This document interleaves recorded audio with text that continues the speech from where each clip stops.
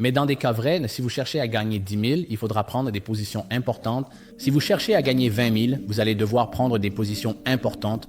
Donc, au moment où vous arrivez mentalement à un point où vous voulez frapper un coup de circuit, et surtout si vous n'êtes pas dans une position où vous pouvez prendre le risque, où vous pouvez faire ce genre de transaction, vous vous mettez simplement dans une grande situation de désavantage. Et je vois tellement de traders entrer dans une transaction où une des choses qu'ils modifient, c'est leur taille. Ils entrent dans la transaction et disent « Vous savez quoi? Je vais entrer avec 1000 actions ou 1000 contrats. » Ou au lieu de risquer 200 $, je vais risquer 2000 $ parce que je pense ou je suis convaincu que cette transaction va monter. Nous faisons cela parce que nous avons cette hypothèse que cette transaction ne va aller que vers le haut et que nous aurons raison. Au moment où nous calculons cela, nous pensons que nous allons avoir raison et nous pouvons potentiellement gagner. Cela fait basculer tout le reste pour nous. Comme l'ai mentionné, notre gestion des risques s'envole notre avantage, s'envole notre plan de jeu, s'envole.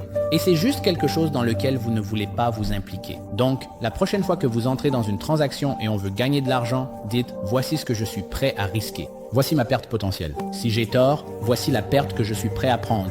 Si je veux gagner plus, je dois accepter plus de pertes, ce qui n'est pas la chose intelligente à faire. Objectif de profit, objectif de profit, objectif de profit. Donc, c'est quelque chose que chaque trader fait. Surtout moi, je faisais ça tout le temps au début. Je fixais objectif profit. Ma première année de trading, je dois gagner 100 000 $. Ce mois-ci, je dois gagner 200 000 $. Ce trimestre, je dois gagner mon temps X. Maintenant, avoir des objectifs de profit est acceptable dans la majorité des choses, mais en trading, c'est un peu difficile. Expliquer. En trading, avoir des objectifs de profit est difficile car le marché ne présente pas toujours des opportunités. Le marché vous donnera des opportunités certains jours, certaines semaines et d'autres jours ou semaines, il ne vous en donnera pas. Les opportunités ne sont pas constantes. Alors imaginez que vous vous fixez un objectif de gagner 10 000 $ ce mois-ci, mais ce mois-ci le marché est mort, il est plat, il n'y a pas beaucoup d'opportunités.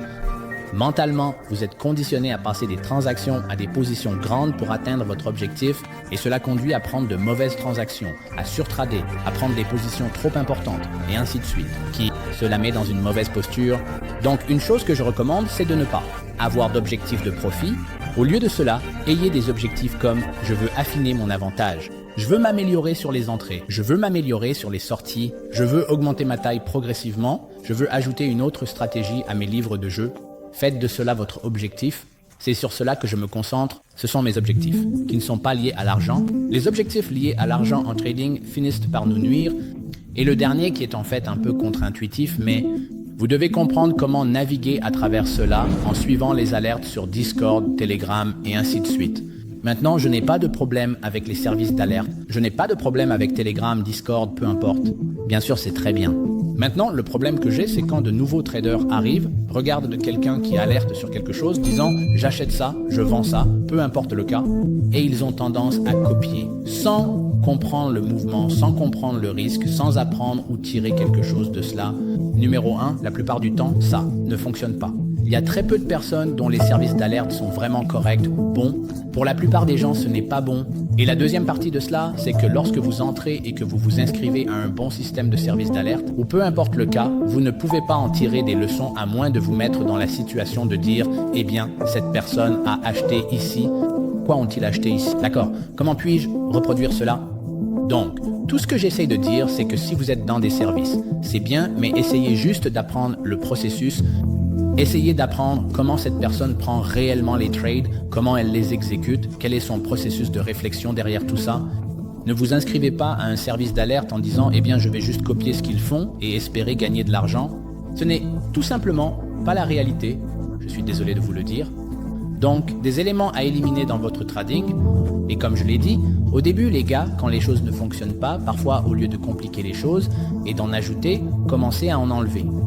Commencez à regarder les choses qui ne fonctionnent pas dans votre vie. Je fais la même chose dans ma vie personnelle. Quand les choses deviennent trop chaotiques ou trop lourdes, je reviens aux bases et je me dis, d'accord, laissons de côté tout ça et revenons aux fondamentaux et voyons quelles sont les choses que je fais dans ma vie que je ne devrais pas faire.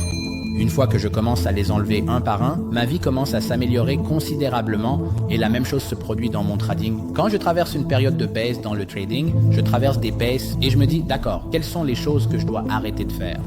Et je fais cette liste. Et chaque fois que je fais cette liste et que je la suis, mon trading, juste en enlevant des choses, ça m'aide tellement. Donc j'espère que vous avez apprécié cette vidéo. Merci beaucoup d'avoir regardé et je vous verrai dans la prochaine vidéo.